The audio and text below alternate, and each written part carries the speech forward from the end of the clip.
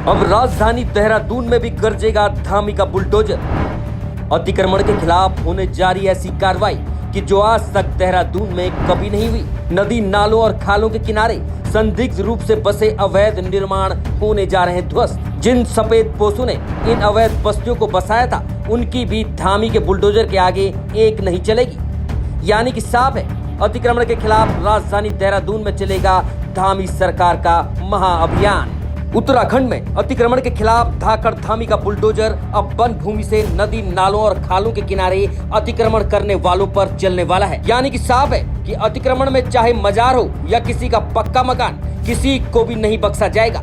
यहाँ तक कि कुछ लोगों ने सोशल मीडिया पर यह भी फैला दिया कि धामी सरकार सिर्फ एक धर्म विशेष की मजारें तोड़ रही है, लेकिन धामी ने उनके इस भ्रम को भी तोड़ दिया और अब राजधानी देहरादून में अतिक्रमण के खिलाफ ऐसी कार्रवाई होने जा रही है जो आज तक उत्तराखंड के इतिहास में कभी नहीं हुई। अभी तक अतिक्रमण करने वाले इन नदियों के किनारे कुछ सफेद पोसों की पनाह पाकर वर्षों से रह रहे थे। भले ही उन्होंने यहाँ पक्के निर्माण कर लिए थे, लेकिन उनको भी अब बख्शा नहीं जाएगा। राजधानी देहरादून में बिंदाल, रिस्पना, सुसवा, मालदेवता, जाखन, चोरखाला और अन्य नदी, नालों और खालों के किनारे बसे हजारों मजदूरों और संदिग्ध रूप से अवैध अतिक्रमण करने वालों को अतिक्रमण छोड़ना होगा।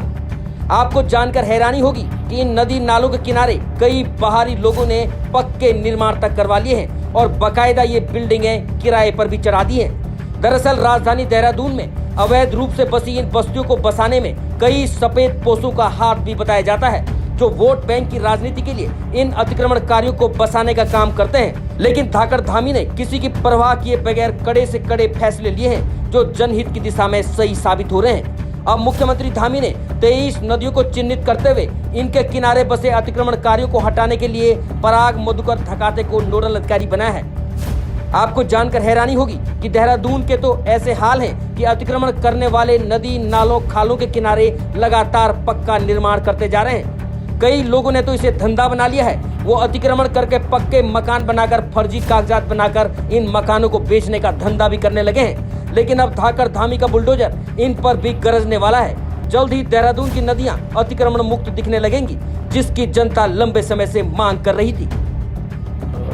देखिए, अतिक्रमण को लेकर हमने गाइडलाइन तय की हुई है और मुख्य सचिव को मैंने आज ही उनको कहा है कि इस पर ठीक प्रकार से व्यवस्था बनाए। किसी को परेशान करना हमारा उद्देश्य नहीं है। जो लोग वन भूमि पर अभी पिछले कुछ सालों पर काबिज हुए हैं या धार्मिक आड़ में जिन्होंने कुछ धार्मिक प्रतीक खड़े कर लिए हैं, और उन सभी को हटाना, अतिक्रमण की जद में आने वाले और जो डेमोग्राफिक चेंज हुआ है उनका वेरिफिकेशन करना और उनकी ठीक प्रकार से जांच करना और उसको हटाना, ये हमारा काम है। इसमें कहीं किसी को परेशान करना, जो गोट हैं, खत्ते हैं या जो बरसों से अध्यासित हैं, वन पंचायतों पर अध्यासित हैं, ऐसे लोगों को परेशान करना कतई भी हमारा उद्देश्य नहीं है। और जो भी इस प्रकार की गतिविधियों को करेंगे, निश्चित रूप से उसको भी हम लोग मॉनिटर कर रहे हैं और सभी को कह दिया गया है कि किसी को कोई परेशानी इस अभियान से नहीं होनी चाहिए। ऐसे नदियां हैं जहां पे चुगान होता है, खनन होता है, वहां पे तो 23 नदियां जो है उसको चिन्हित किया गया है। इसमें भारत सरकार की एनवायरमेंट क्लियरेंस में एक महत्वपूर्ण शर्त होती है कि नदी के किनारे कोई भी पक्की बसासत नहीं होगी, कोई झाले नहीं होगी, लेबर कैंप नहीं होंगे। तो वर्तमान में कुछ बाहरी लोग यहाँ आके बसे हैं, वो एक पक्के मकान और दुकान भी बनाए गए हैं वहाँ पे। तो उसको चिन्हीकरण जो है ड्रोन और सैटेलाइट इमेजेस से किया गया है। वहाँ पे संबंधित सक्षम अधिकारियों को भी निर्देशित कर दिया गया है कि जो अभियान है इसके अंतर्गत जो खनन हो रहा है ऐसे क्षेत्रों में, नदियों में, तो वहाँ पे जो किनारे पे बैठे बसे हुए जो अवैध अतिक्रमणकारी उनको चिन्हित करते हुए नियमानुसार कार्रवाई करने के निर्देश दिए गए हैं। उसी क्रम में जो है अगले इस पूरे माह में जो है ये अभियान रूप से जो वन भूमि पर जो अवैध अध्यासित लोग थे या अवैध जो धार्मिक संरचनाएं थी, उसमें वर्तमान तक हम लोगों ने वन भूमि 2000 एकड़ से ज़्यादा वन भूमि को अतिक्रमण से मुक्त कर दिया गया है। उसके ऊपर रिस्टोरेशन के प्लांटेशन स्कीम्स भी जो है संबंधित प्रभागीय वनाधिकारी द्वारा बनाई जा रही है। वहाँ पे लगभग 450 से ज़्यादा मज़ारों को जो है जो अवैध पाई गई थी उनको हटाया गया है। तो एक गतिमान प्रक्रिया है, जहाँ जहाँ ऐसे अवैध अतिक्रमण है वहाँ हटाने के जो है नियमानुसार उनको संबंधित प्रभागीय वनाधिकारी को निर्देश दिए।